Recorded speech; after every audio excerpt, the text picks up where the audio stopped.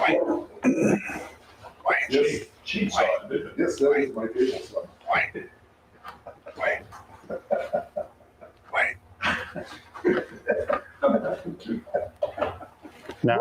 Now. We're live? Now. We're live? Hey, everybody. It is some Thursday in March. I was going to say the second Thursday of the month because that's when I usually do this. Yeah, but it's not. It's a different Thursday because you're here. So you change the schedule, but that's okay. Oh, right. Who are you again, and why are you in my shop? My name Introduce is yourself. Jimmy DiResta, and I'm here. We made a beautiful cabinet. Is that a cabinet a secret? No, because it'll be on the site in a little while. Right. We made a beautiful cabinet, and we went through all the tips and techniques on that come up when you do make a cabinet 50 times in your life or 100 times. Yeah. Times 10 or so. Yeah. So Jimmy's been here for a couple of days, and you may remember about a year ago he was here, and we did a bunch of video projects together. Where's that box that we made? Is it here?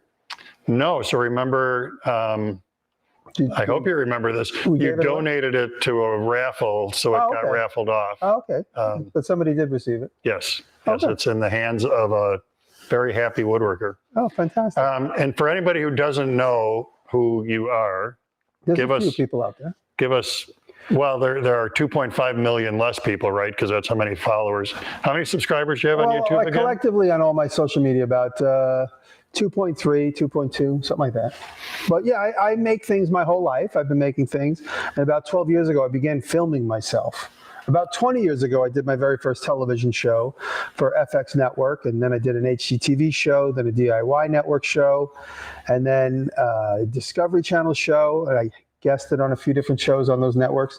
But then I guested, and then in 2011, 2010, I started my YouTube channel, and then on my YouTube channel was really my most successful venture of me making things on film. And one of the things I think is cool about you is when, this word has come to be a maker, which is kind of, people have different feelings about that word. Yeah.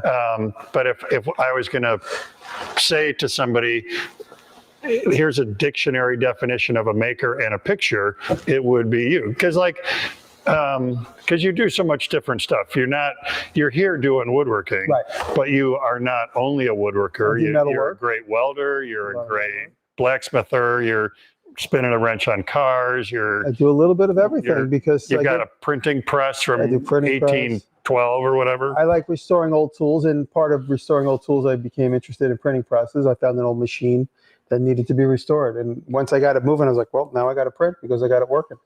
And that's kind of what I do is I find antique equipment and restore it, or good, not necessarily antique, but just good, hardy equipment that has been neglected, and I try and restore it just because I hate to see things go to waste. And I think it's a fun aspect of Jimmy's YouTube channel is that's where that stuff shows up. Mm-hmm. And it's not, you're not going to only see one category of making.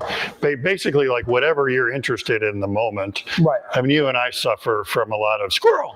Yeah, ADD. So absolutely. That comes into play a lot, where it's just like for instance, right now you are building what am I building? A boat. A boat. I don't know if you're going to say barn, truck. Well, that not the litany of unfinished projects that you have, but a boat.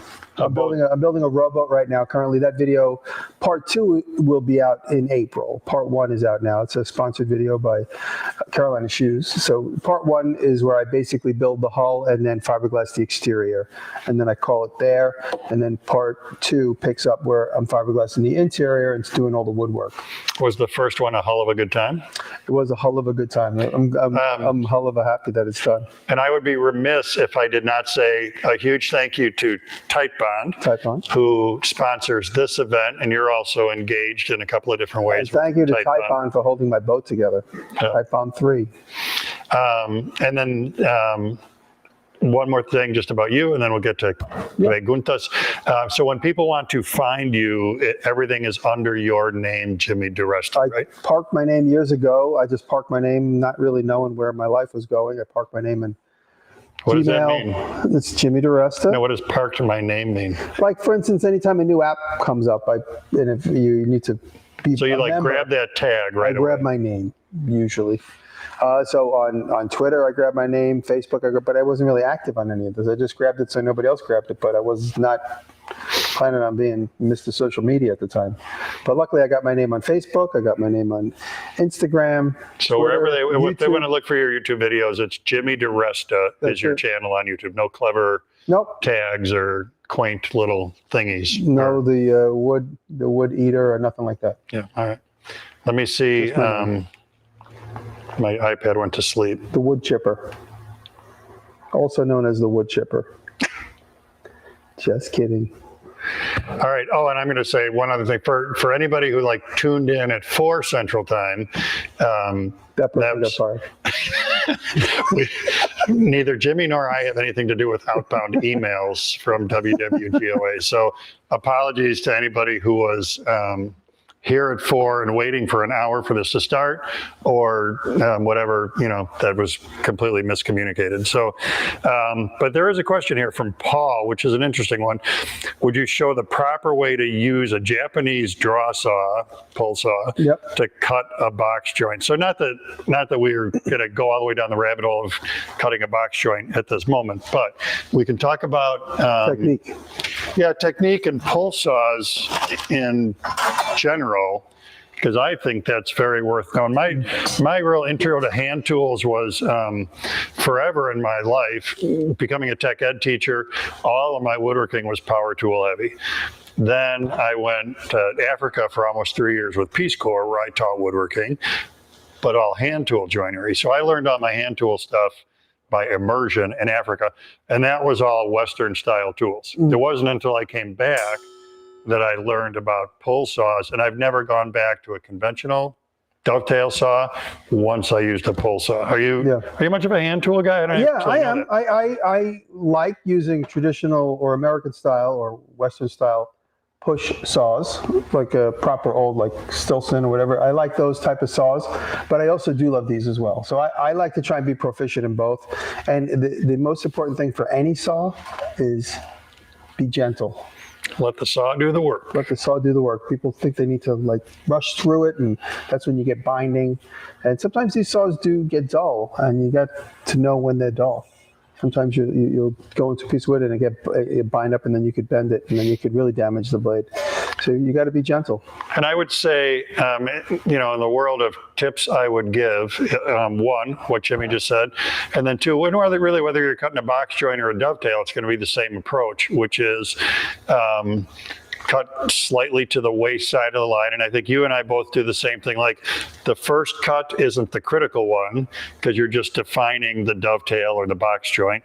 The second one, where you're matching the first cut, I take away half the pencil line when I'm making that cut. And I read that in a book when I was in Africa that said that was about cutting through dovetails.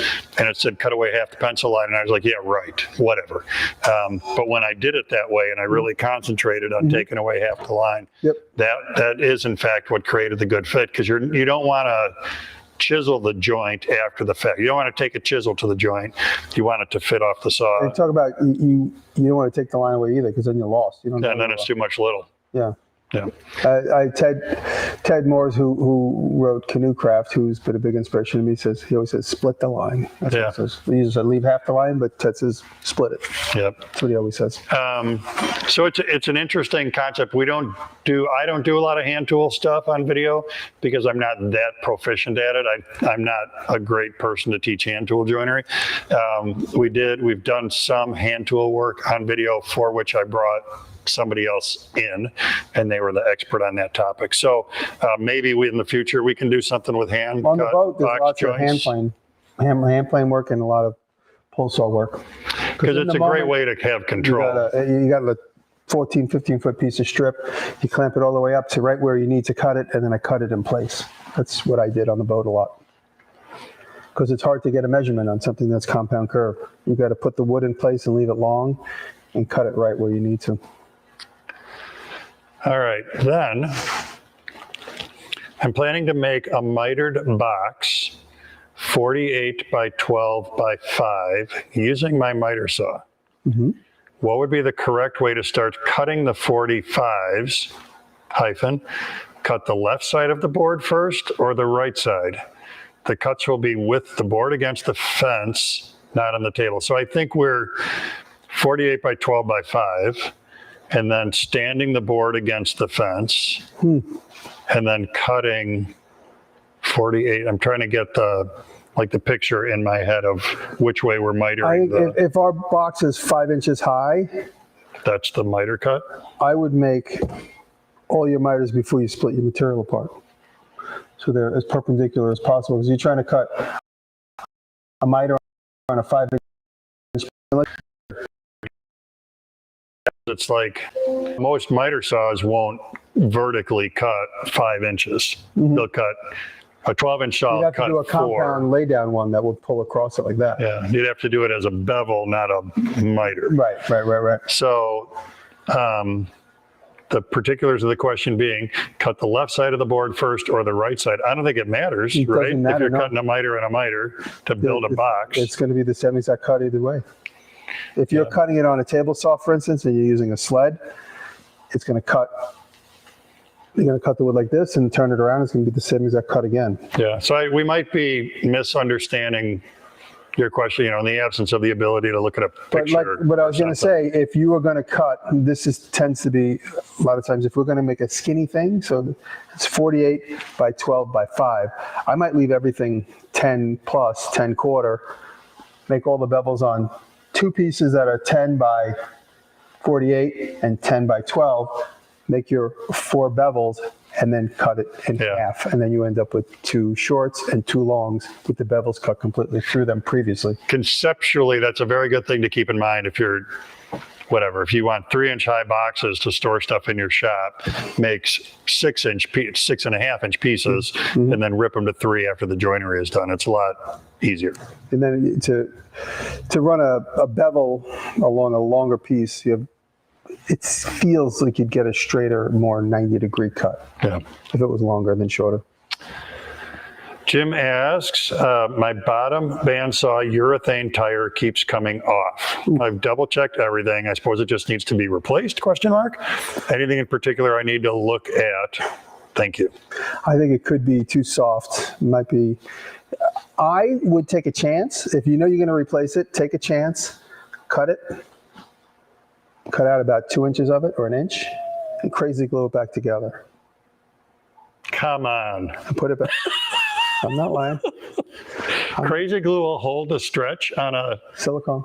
But first I would also, if it's too loose. I would also order a new tire. I'm saying, if you know you're going to replace it, crazy glue works on silicone sometimes, especially sometimes if it's PVC, it'll definitely work. If it's like a silicone feel, but it's PVC, CA glue will work on that. Is it such that it is melting it's chemically dissolving the urethane and Not exactly, knitting it it just back holds together? It's just got a good enough hold it. bond. Yeah, Wow. it just chemically holds it. But before you do that, if you want to make sure it stays as one continuous band, I would pull it off, throw some 77 spray glue on your wheel, clean it off with acetone, then throw some 77 on it, maybe a little bit inside the stretch tire, and then put it back on and it'll stick in place. But it might be too loose. It might be like a loose sock, and the culmination of the blade going over it is making it jumble up. And there's a little bit of just deciding when do tools need to be replaced, and not replace your bandsaw, but if this is a repetitive thing that it keeps coming off, that makes it sound to me like it's happened more than once. You need a new one. I'd probably just put new tires top and bottom, because the other thing that'll happen from a bad tire is when it is on and your bandsaw is running, if you look at the blade should be a dead straight line top to bottom. And a bad tire can make the blade wobble left to right because there's high spots in the tire. So it's walking back and forth. And it's pretty impossible to make a good cut if the blade itself is kicking left, kicking right, kicking left. You want to hear something funny? I just had this conversation with a friend the other day. The bandsaw that I use a lot, and for instance, The 48-inch one that you brought to make. not that big one, no, but the one I use the most is a 14-inch Delta. I've owned it. It's been in my life since I'm about 6 or 7 years old. My dad bought it from a fireman when he was a fireman in New York City. And it's the bandsaw I use in all my Instagram videos where I'm cutting out letters. The same exact, nothing about it has changed since I was a kid. Except for the base. We took it off the bed. I got it on some junky wooden base. I've been meaning to put it on the old Art Deco base that originally came on. some reason, everything got switched back in the day. I don't understand why. My dad was switching motors or whatever. But essentially, the bandsaw body top, same thing. Never once changed the tires on it. Never once changed the bearings on it. Top, bottom rubber tires are the same since I'm 56 years old next week. Happy birthday. 50 years I've been using the same saw. Well, And I haven't had to change the tires. I haven't had to adjust it all that much. It just seems to be fine. in a similar vein, probably like almost the same model bandsaw, maybe. In '93, a woodworking company was going out of business. I bought a retailer. I bought a brand new Delta bandsaw. It was my bandsaw in my school and video space. And used it. And the only reason I replaced the tires was for video content. And they did not need to be replaced. But we did a bandsaw setup video, and I needed to show how to put new tires on. Yeah. But same deal. That thing ran and ran. And I'm a heavy bandsaw user. You are as well. I'm a big fan of the bandsaw. And so that thing had a lot of hours on it. And the only reason it left this building is because from a video content perspective, it had been in so many videos. I sold it, and just wanted to get a different brand in here, so I wasn't constantly using a Delta bandsaw in every video that we did. Never sell bandsaws. You get them, you keep them forever. Bandsaws and guitars, you can never have too many. I have about 13, 14 bandsaws. Traditional bows.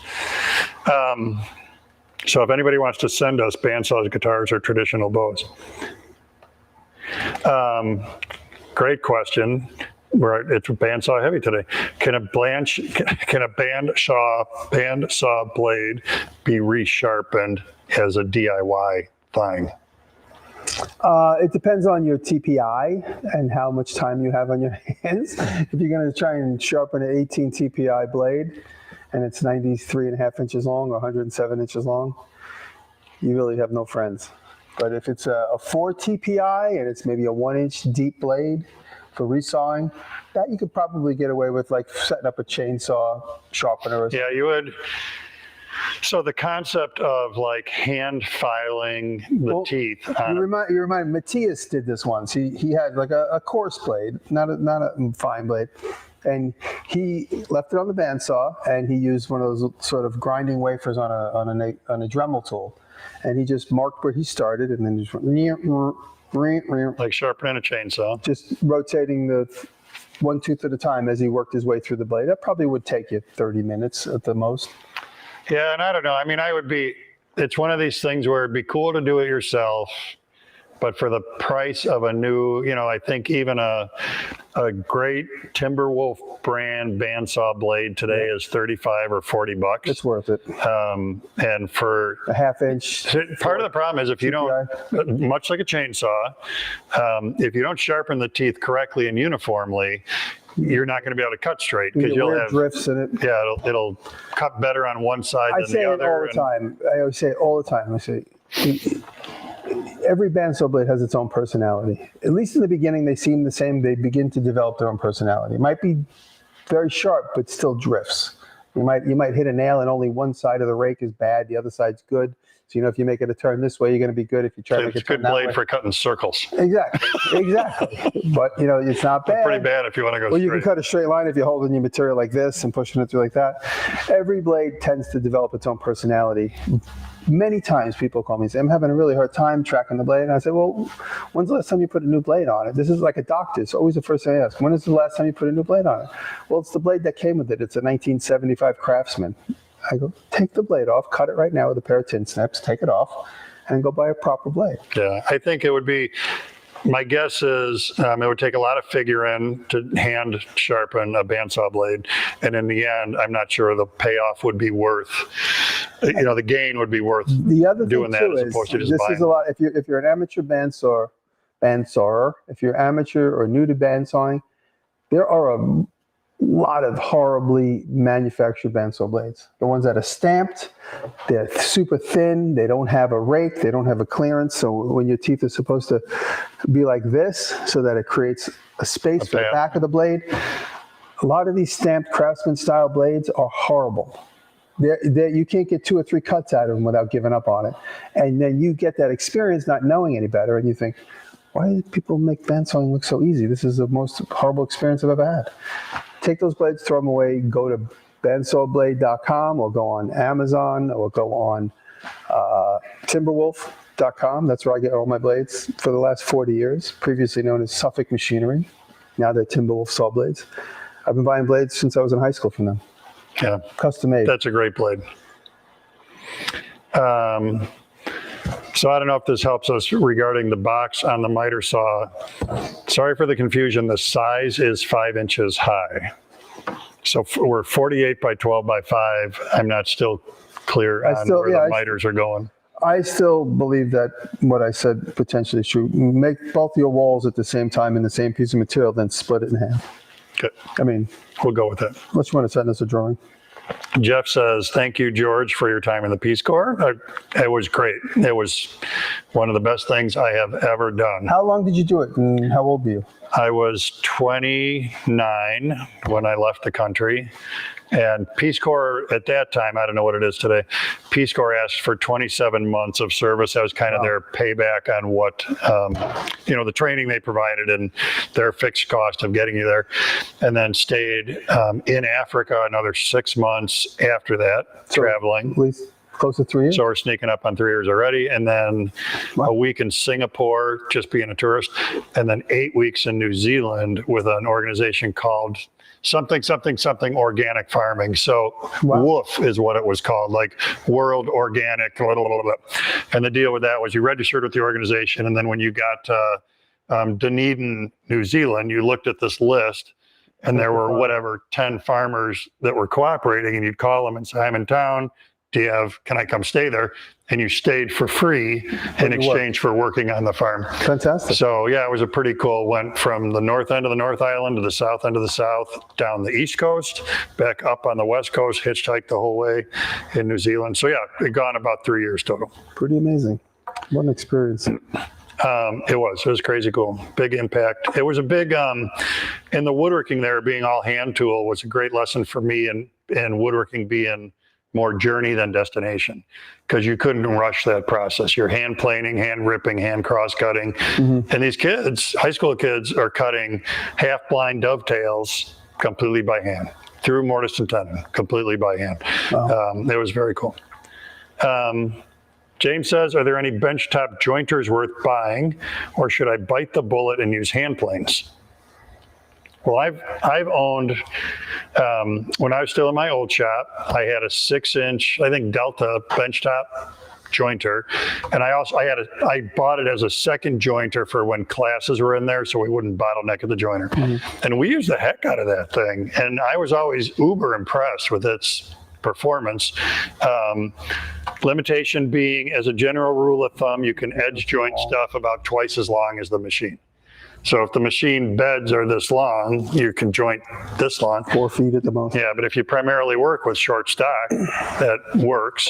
My opinion is just go on Facebook Market. Somewhere in the world, someone's getting rid of a full-size joint, full-body machine for a fraction of what they paid for it new. You could restore a machine for pennies.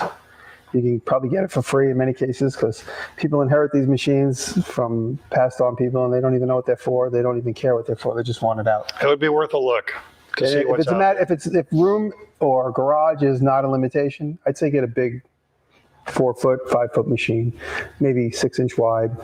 So you have a longer bed. Yeah, because if you're really into woodworking, you don't want to limit your capabilities. And the other thing that could get you by in the interim is jointing on a router table, if you own a router table. Or a table saw. And we've got, on WWGOA, we've got videos that cover jointing on a table saw and jointing on a router table. Do you have that kind of stuff on your channel? Yeah, I have, for instance, there's a sawmill near me, and occasionally I buy wood from them, and it dries curvy and this and that. And instead of spending all my time on the jointer, which I have, I'll just screw it or clamp it to a board that's square and straight and pass it through the table saw. You're straight lining on your saw. Yeah, just straight line on the saw. That gives me a great start. Flip it, and then I have a perfectly joined board. Yeah, so there are some workarounds if you want to do other stuff. although I used hand planes a lot while in Africa, I'm not a big hand plane guy today. So it's hard for me to advocate, jump to the hand plane route and do everything by hand, because there's so much muscle memory in using a hand plane correctly. It takes lots and lots and lots of practice. You got to make sure you're not putting a slight canter on your hand plane, even if you're using like a number 7 or something like that. You got to make sure you're not leaning this way or this way. You got to mate it to a board. I guess a trick would be to mate both boards at the same time, so no matter what angle you're at, you could just flop them and they would come together perfectly. That's a trick I saw too. Interesting question. Do you have to cultivate your design instinct, or does it come naturally to you? It comes naturally to me because I spend so much time looking around. So that's the answer is yes to both of those. It comes naturally if you spend time looking magazines, Google image, whatever it takes. Be interested, be curious, look at other YouTubers and Instagrammers and what they're doing. We're all reiterating ideas that have been around for millions of years and hundreds of years, but what we put into it is our own personality. And just like the way we all have different handwriting and different ways of speaking, we have different ways of making things and reiterating designs that have already existed. Well, and I think it's maybe hair-splitting semantics, but you are cultivating that instinct by allowing. We both have these kind of childlike portions of our brain, Curiosity, where we're very curious about, I wonder if I could, we just shot this very fun clip that you'll see when it posts called Did You Know You Could? And it's just this, he did 3 unusual things in the shop, I did 3 unusual things in the shop. And part of that comes from wondering like, well, let's see, I know I can turn wood on my lathe. I wonder if I could turn non-ferrous metal on my lathe. And yes, you can, with the same tools, basically. So it's just allowing that wonderment to come around, and then it rolls into the design part. Like the last time Jimmy was here, he showed us his idea book, and he's just always walking around with this little book. And there was like, he came out of the bathroom drawing, and I'm like, well, what's that all about? Well, I'm sketching your toilet. My toilet paper holder is a hammer mounted to a board, and the hammer handle is the toilet paper holder. So he's sketching that and stealing in a nice way the idea, and someday like incorporate that into a design say too, somewhere. Another thing I say is, nothing has to be 100% original every single time you create. You could make your version of a hammer toilet paper holder, but in the process of doing that, you'll prompt other ideas you wouldn't think of unless you were in the process of doing that. I think it's really important to kickstart your brain power. Don't just sit and wait. People just sit and wait. They go, okay, I saw this, and I saw this. I'm just going to wait for something to come to me. You got to start making this, and this, and then something better will come to you. Paralysis through analysis That's what most people have. Deadly thing. So, and I would say the same for me, just like I said earlier, squirrel, Where? There's a lot of, I'm 6 months into an anvil and forge in my garage and going crazy with it because I did it in high school and college 40 years ago, and I want to do it again. So just like, let the wheel spin, baby. Yep.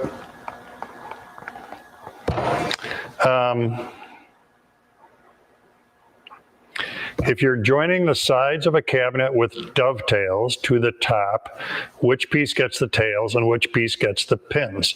I know it matters on a drawer, but does it matter on a cabinet? So go. Dovetails to the top? So you're doing a dovetail joint between a case, solid wood case side, solid wood top. Right. Would you put tails in the side and pins and sockets in the top, or tails in the top and pins and sockets in the side? I would tend to want to, this is just my gut, I feel like the top should come down.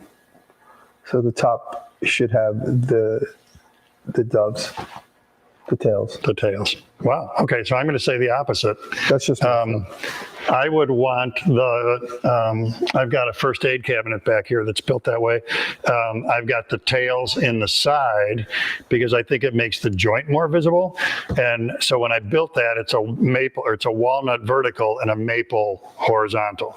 And I wanted the contrast of the tails, like kind of the sexy part of the joint, showing in the side of the box. I'll tell you my theory. And my theory is that hot, cold, shrinkage, 150 years from now, if this cabinet is sitting in one spot and it shrinks and goes like this 1,000 million times, it'll still stay together. Gravity's going to still keep it.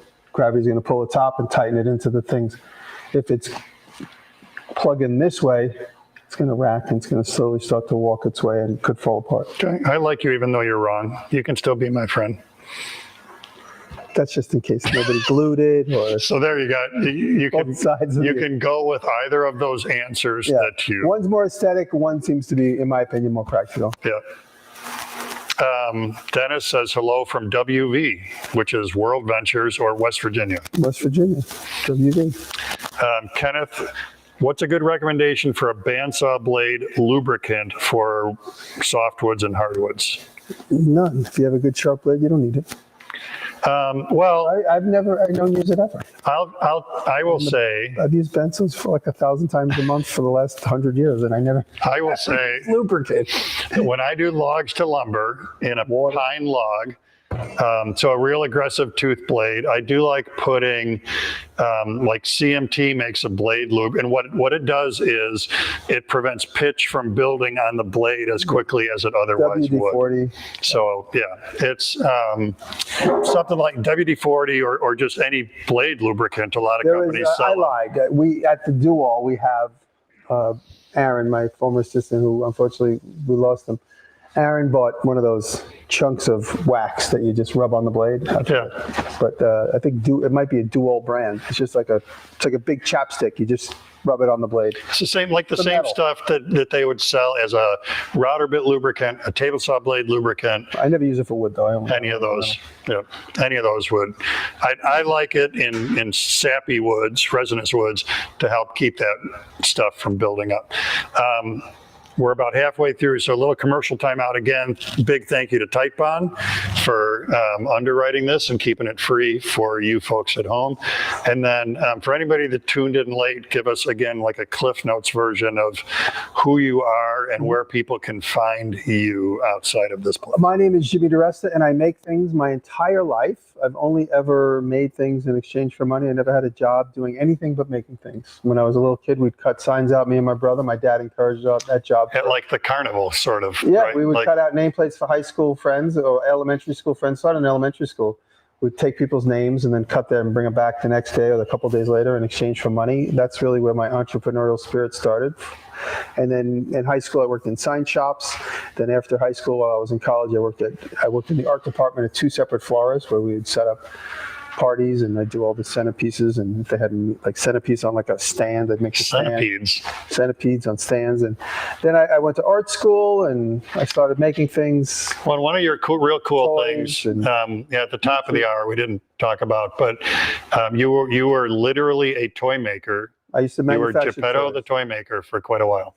I would design and develop toys from 1990 to 2010. I designed and developed toys. I used to go to China and go to factories, design and engineer the tooling. And you told me the name of the one that's like the, When I did? yeah, and you can still find it. It's like a guy, right? It's a character. We did a toy. Maybe you're thinking about Gurgling Guts. Yes. It's like a squishy eyeball, Yeah, and on it's all the not a guy packaging. then. Okay, never mind. No, but on the packaging we had this Dr. Gory, and we almost had the TV show. It didn't really launch, but But it's like Googleable. Jimmy's toy, what is it called again? it's Gurgling Guts is Gurgling Googleable. Guts is Googleable. A lot of alliteration there. just for Gurgling you. Guts, and if you happen to find an old one, it says DiResta Unlimited on the back. That was That's the name pretty of our cool. company. KJ asks, where can I meet both of you? George, are you teaching on the road soon? Jimmy, any upcoming woodworking shows? You go first. I'm going to be, I'm going to sneeze, but I'm going to be in Kansas City next. Kansas City, here I come. You want me to talk for a second? I'm also going to be at it went away. I'm going to be at Workbench. I was out. You were just at I work. was just at Workbench Con. I'm going to be at Maker Central in England, and then I'm going to be at Which Wood is Dust in Live. May, I think, right? May 12th in Birmingham, England. May 12th, 13th, 14th. That's going to be in Birmingham, England, Maker Central. What's the Kansas City gig? Kansas City, I'm going to be at Make 48. I don't know if it's going to be, it's not going to be an open public event, but I'll be there. Maybe we'll do a hangout and be in Kansas City like the first couple of days of April, like 31, 1, 2, and 3. I'll be in Kansas City. That's in about a week. I'll be in Wood Dust Live, which is an event in Melbourne. I'm so confused. My schedule is all over. Also in May. That's in May. That's May 17th, 18th to like the 22nd in And not Melbourne, Florida, Melbourne, Australia. Melbourne, Australia. And then October. Wait, you're skipping one. What am I skipping? I forgot. We're both going to be at AWFS in Las Vegas. Oh, in July. Which is in July. Yes, I forgot about that one. And then I'm going to be, what is the one in my town? I forget. Maker Camp. Maker Camp in October. In October. Columbus Day weekend. I will be, let's see, coming up for me, I'm at the Mark Adams School around the last week in May. I've got a cabinet making class there, and I have no idea if Mark takes the sign up. I don't know if there are openings or not. I'm teaching at the Rockler in Denver. Go ahead, ping it.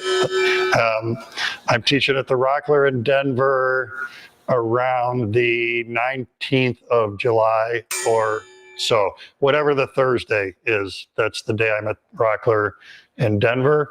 And then right after that, I will also be at AWFS in Las Vegas. And then on the heels of that, I don't know that I have anything else on the books right now. Maybe you'll be at Maker Camp. Maybe. Tyler very nicely says, y'all are my heroes in woodworking. Awesome collaboration. Thank you, Tyler. Very Thank nice. you very much. This is a great question. Amanda says, your preferred method for joining a face frame to a cabinet carcass. So I'm saying great question because it's right on the heels of a face frame style cabinet Jimmy just shot video on. And although we didn't do it in this, but I typically would use domino joints. I would just because you like saying oh domino, just because of the song. Carefully mark, and I set dominoes into the frame, and then I push them into the open end of my cabinet body. So riddle me this, Batman. Mm-hmm. Why do you like to add dominoes? I mean, it has a chance to be a little bit fussy to get everything lined up and set. And it is. You're adding them for alignment purposes. You're adding them because you want to add strength. You're adding them because you could do a good dry fit. And that's a good point. You could dry fit it before you introduce any glue. And if I have some misaligned dominoes, I'll just recut them over, move them over. You could just hide it inside. They're not going to show again. They're going to be buried forever, presumably. So that's what I like to do. So for me, I have only ever glued face frames on, nothing else. And part of the reason is I typically make my face frames, and we don't do this the same way. I make my face frames a fingernail catch larger on both sides than the cabinet. I actually use a quarter as a thickness gauge for oversizing it. Mm-hmm. So it's 12.5 cents per side bigger. And then after the glue is dry, I flush trim it. So if I were to add a biscuit or a domino or anything, it would make it real funky because the face frame is bigger than the case. So I can't register the same. Figure out. Yeah. And we have a video. Go ahead. Another way that I've done face frames, and this is not very accepted, I just drill right through the face and then hide the screw head with like a chipped out piece of walnut, for instance. So like you plug it. Yeah, just plug it with a matching plug. And if there's going to be face doors that could be hidden, or you could tastefully cover those holes with either a plug or, like I said, like a scoop chip out and a good clamp, and then you just sand that into place and it just gets lost in the grain.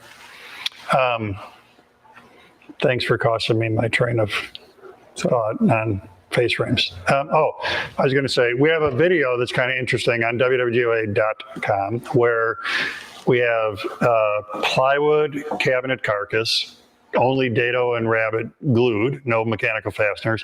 There's a face frame glued onto the front, glue only, no mechanical or loose tenon fasteners. And in this very room, I take it over my head. Well, I like shatter it, and it's a great. Terry, who's here right now, shot it. It's great slow-mo footage of like, boom, and it didn't break. boom, and I came down 2 or 3 or 4 times before it finally started to separate. And then we did some forensic analysis of like, What broke first? well, yeah, like an interesting thing is the rails coming into the stiles, just like we did on this cabinet, glue and pocket hole screws, pocket screws.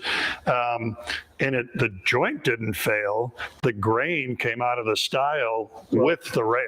Oh, wow. It's half the stile is still connected to the end of Yeah, the rail. if you have that open end grain, then it's susceptible. Yeah, so it was amazing that it held. And then in any case, if you're looking for like a kind of a crash test, dummies, or Mythbusters type video, you can find that on WWGOA. John says, I replaced my planer with helical cutter. I'm assuming he means the head. Yeah. But after about 30 board feet, the threads on the gear in the housing stripped out. Oof. Ordered another, but wondering what happened. I did have a small washer in place that was on the straight blade version. I'm a little lost here on what I mean, it we sounds lost. like potentially, I mean, if it's a belt driven, your belt might have been loose and running over the gears, slipping. And while it's slipping, it's wearing away the teeth, maybe. But the threads on the gear in the housing, where are we? Threads are. We're in a planer. It's a little foggy. I replaced my planer with helical cutter. Right. Does it mean to say I replaced my planer head Yep. with a helical cutter head? I think so. That's what it would mean. After about 30 board feet, the threads on the gear in the housing stripped out.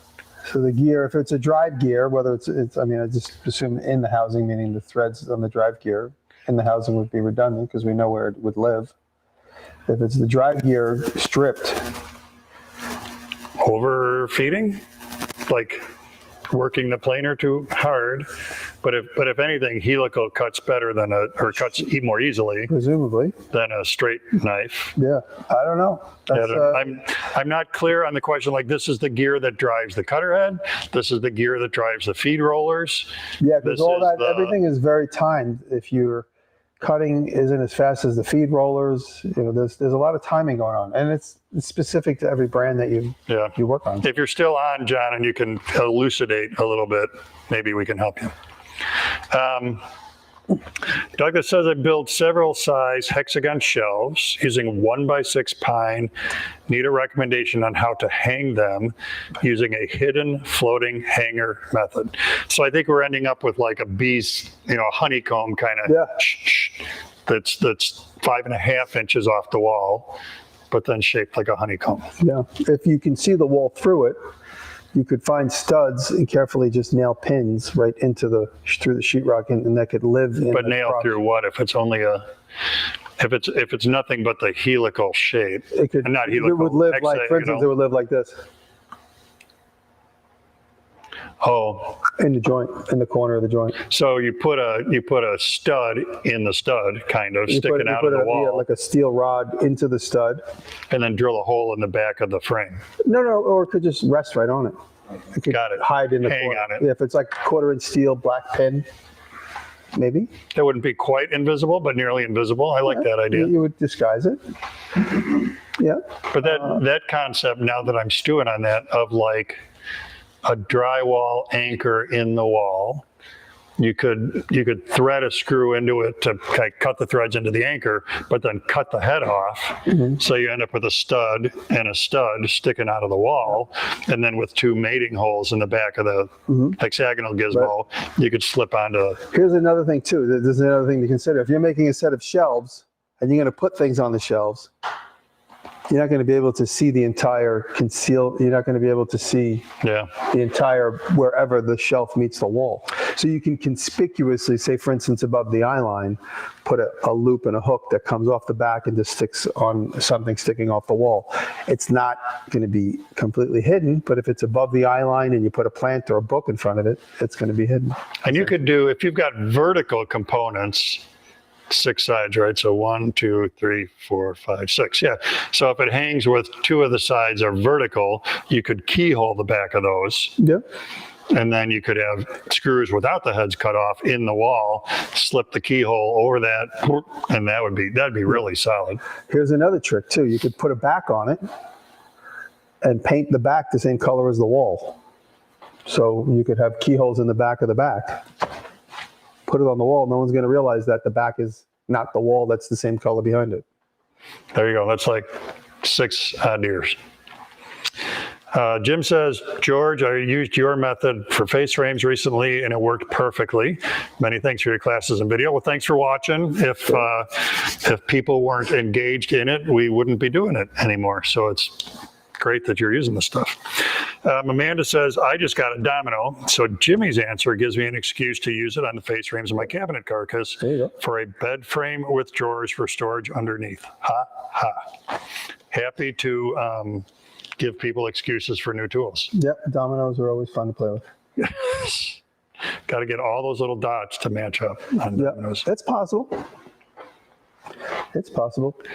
So John does expand the new head. So this is the planer question. Yeah. Sorry, the new head threaded the old gear onto the head. That is what's stripped out. Yeah. So you think we've got like a drive sprocket drive style drive.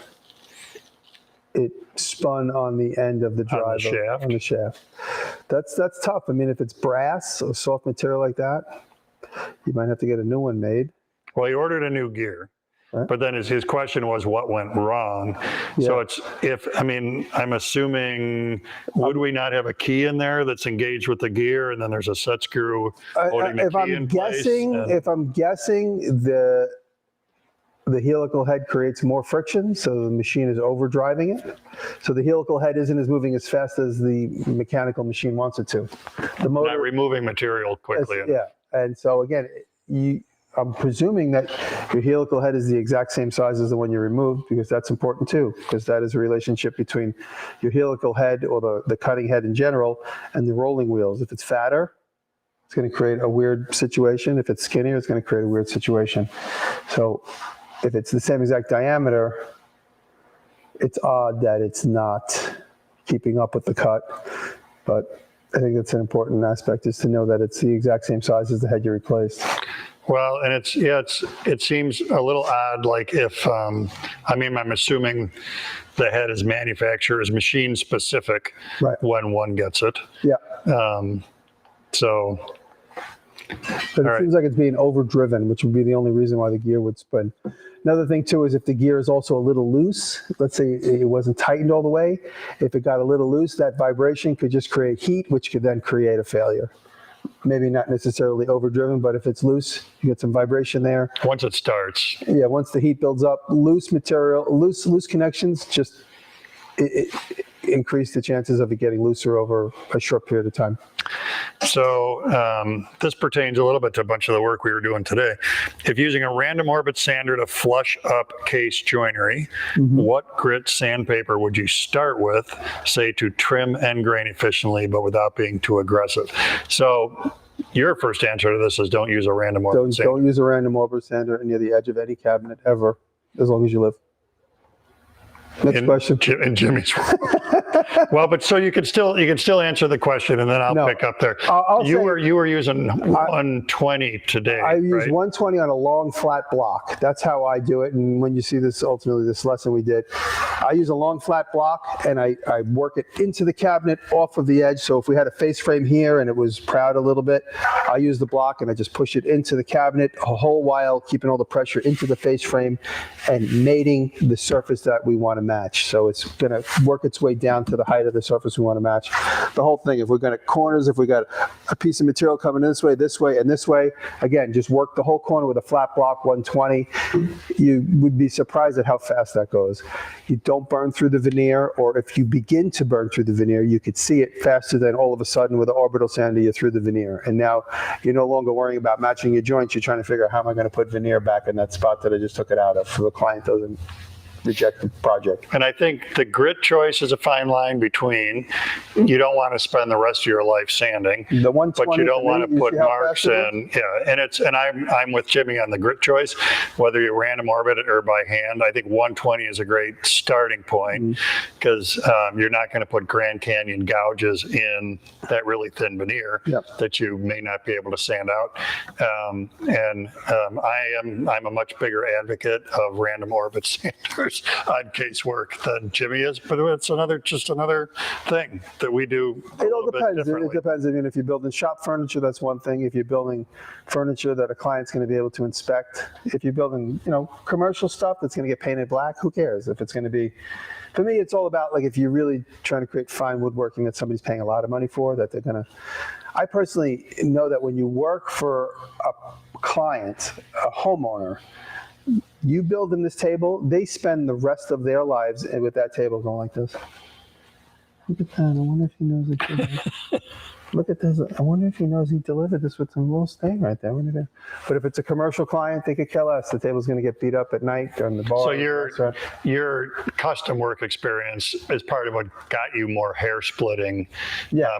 And I'll say, Depends on who it's for. so it's an interesting thing because a lot of my more production-oriented experience was I was a production manager of a commercial cabinet shop. Right. 13 employees under me. We built Old Navy and Banana Republic stores, And if P-Lamb gas stations. If it looked good when you walked in, that's good. Well, if they look good from here to the 25 yards away, the other end of my That's shop, what I'm saying. we were And pretty I'm sure they look good Yeah. close too, because you guys had systems in place. And it was very methods. much about it. I learned a lot of my woodworking today by streamlining techniques. How fast can we produce this stuff? And not that it was schlocky, because it wasn't. It fit well within the parameters of what those commercial clients were looking for. But it wasn't a $50,000 dining room table. Right. That, like I said, the client's going to live, touch, and feel it for the rest of their lives. And you have to forego any potential of them being like, wow, the veneer is starting to show through here. I'm going to call him back. I know I paid for this table 8 years ago, but he's still the only one who knows how to fix this, and it's his job, so he must have a lifetime guarantee. Even though he's a doctor and a lawyer now, he's going to come back and finish this woodwork for me. That's what you got to. James says, I don't know if Woodpecker Tools is one of your sponsors. Maybe you can't answer this. How do I stop buying their tools? My wife isn't happy. I love Woodpecker Tools, but I was with my buddy who has a lot of them, and they sent me some, and I respect them, and they got some good innovations. But I said to my friend about Woodpecker, I go, oh, this is cool. What is this for? He goes, oh, it's for drawing a perfectly straight line from the edge. I go, oh, that's cool. I go, oh, this is another beautiful red Woodpecker tool. What is this for? He goes, oh, that's for drawing a perfectly parallel line from the edge. I go, oh, that's cool. Oh, this is a newfangled Woodpecker tool. I go, what is this for? He goes, oh, that's for drawing a perfectly parallel line from the edge. Oh, that's cool. And he had a whole drawer full of tools to draw a perfectly parallel line from the edge. They make beautiful, very well engineered stuff. That helps you draw a perfectly parallel line from the edge. You use their square on the cabinet you built the last I love 2 their days. tools. I do love their tools. I kid. Yes, they're. But I don't know that either Jimmy or I are the people to send you home with a note that says "Don't buy anymore." I'd say buy more. Because I think it's the other way around. Like we're back in the category. You can't have too many. What did we say? Guitars, something else, anvils, pickup trucks, bandsaws, Woodpecker tools. Yeah. So, James says they have 31 different squares. Yeah, that's one for every purpose. Excuse me. One of the things I thought we would do if we have time, and I think we do. Hang on, I'm refreshing. Yeah. I'm so refreshing. Sometimes when I don't refresh, then I miss a question, and I hate that. So one of the things I thought we'd do if we have time is Chris and Terry are here. Mm-hmm. I think they're napping. It's sort of your cue. They're both going like this off camera. Come on, boys. They're going like this. Just walk this way. Which is, what was that movie? Some Mel Brooks. We just had this conversation. Yeah, walk this way. So one of the things that happens a lot is people talking about, GOA makes great videos, and the core of it really are all the people behind the scenes. Katie is running the live today. She's an example of this. The tech end of what we're doing right now wouldn't be happening if Katie wasn't running the board. When Katie's not doing it, Max is doing it. So in this case, we're lucky these guys are in the shop because we just got done shooting and we're going to go out for dinner and drinks as soon as we're done doing this. That's what they're waiting for. Yes, let's shake a leg. The most impressive thing about both of these guys is when you sit and you chat with them over lunch, like the amount of incredible movies and television they both work on. Have been involved in. So Unbelievable. Terry, and we got to be a little careful on audio because I'm mic'd and you're I'm just going to lean in here. All right, that's fine. where are we calling you the director of my stuff? What's your title? You know what? George is more like the producer. I just stand there back by the candy dish and I just kind of tell my camera guys to turn the camera on and off. So it's a pretty good gig, I must say. I mean, George knows everything, and working with Jimmy here, I got two celebrities right here. Hopefully they're buying dinner tonight. Thank you. Cute. All right. And with Chris, so we started shooting videos in 2007 in my old shop, and I got it right. Okay. There. Yeah, I think you weren't at necessarily the first one, but you're like maybe at the third one. Like you've been in on this almost from day one. 09. And one of the things I say when people compliment me on the video, it makes me uncomfortable because there's so many people behind the scenes making them good. And I often say they've seen me do so much of this stuff. They know what I'm going to do before I know what I'm going to do. Chris is a great example of that because he runs what we call the B camera, which is the camera that's seeing the really tight detail. And when I'm saying, so I'm going to put glue down here. So you got to get, oh yeah, no, Chris is already there. He knows what's going to happen. And outside of this, these guys are also shooting, sewing, classic car, motorcycle, name another brand. Well, you know, nothing compares to the type of experience we have with George whenever we. You really want me to buy dinner, don't you? Yeah, that's right. Yeah, we do motorcycles, cars, sewing, quilting, Model Railroad. personal defense. But this is the best by far. This is obviously the best. This is. Let me ask on camera. Yeah. Have you worked in any Oscar-winning movies? I have actually. I'm sure you have. Yeah. Can you name any of them? Yeah, the biggest one, and it's in the AFI Top 100, is Pulp Fiction. Oh, right on. So that you mentioned that earlier. Where were you on Pulp Fiction? So my background is motion picture lighting, and so I was on the electric crew. Oh, amazing. That was the very first big motion picture I worked on back when I moved to Los Angeles in '93. So that was the fall of '93 when the hills It's a great credit. were burning. There was an arsonist running around in the mountains. Wow. You know the dance scene with John Travolta and Uma Thurman? Yeah. Chris taught John how to dance. Oh, right on. And he's been riding that ever since Travolta. He wasn't the gimp. No, he was not the gimp. No. Not that I know of. And Terry's got a big background in outdoor television. Carried a camera on many a hunt. Too many. Yeah. We got to chase animals all over the world, so it's kind of fun. So it's kind of fun just being back here. Now I'm dealing with these animals. So anyway, Bye. thank you. Yeah, how graciously thanks. So again, I just wanted to, opportunity, which we don't get all the time on these Thursdays because these guys aren't here for the live streams, an opportunity to just give credit where credit is due. Again, a big backdrop of people behind all of this stuff. Other than that, parting words from you?